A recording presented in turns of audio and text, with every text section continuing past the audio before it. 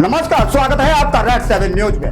इस वक्त की सबसे बड़ी और बेहद दुखद खबर सामने आ रही है। भारतीय संगीत जगत से एक ऐसी आवाज हमेशा के लिए खामोश हो गई जिसने दशकों तक हर दिल पर राज किया।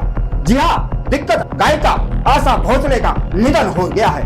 बताया जा रहा है कि शनिवार को अचानक तबीयत बिगड़ने के बाद उन्हें अस्पताल में भर्ती कराया गया था, लेकिन तमाम कोशिशों के बावजूद डॉक्टर उन्हें बचा नहीं सके।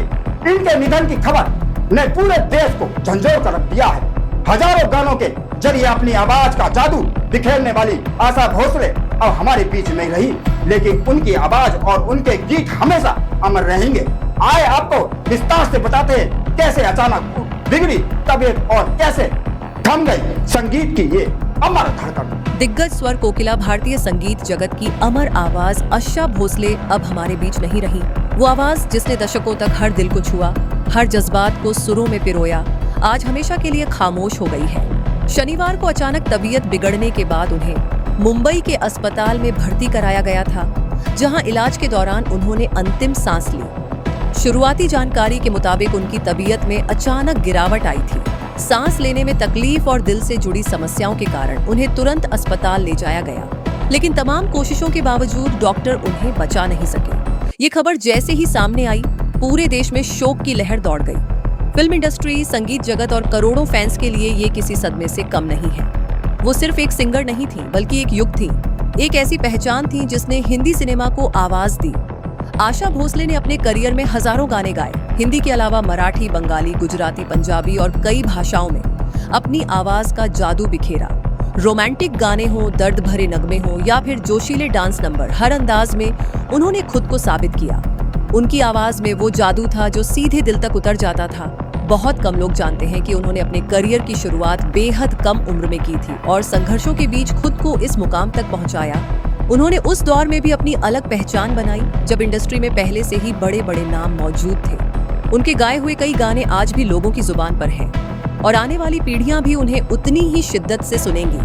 उन्होंने न सिर्फ भारत में बल्कि दुनिया भर में अपनी पहचान बनाई और कई अंतर्राष्ट्रीय मंचों पर भी भारत का नाम रोशन किया।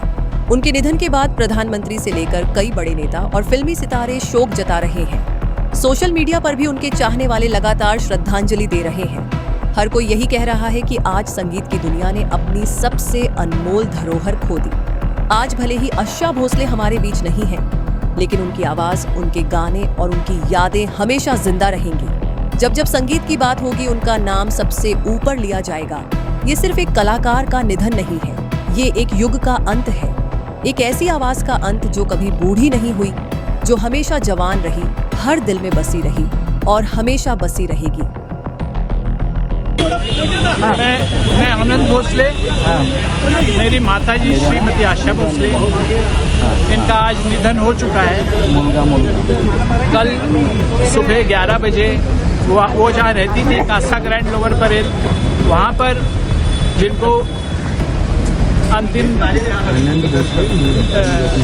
दर्शन लेने हैं वो आप वहाँ आइए। और 4 बजे कल दोपहर को शिवाजी पार्क में इनके अंतिम संस्कार होंगे। दिग्गज गायिका आशा भोसले भले ही आवाज हमारे बीच नहीं रही, लेकिन उनकी आवाज, उनके गीत और उनकी यादें हमेशा हमारे दिलों में जिंदा रहेंगी।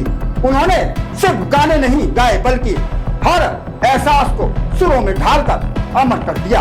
भारतीय संगीत जगत के इस अपूर्णीय नुकसान को कभी भुलाया नहीं जा सकेगा।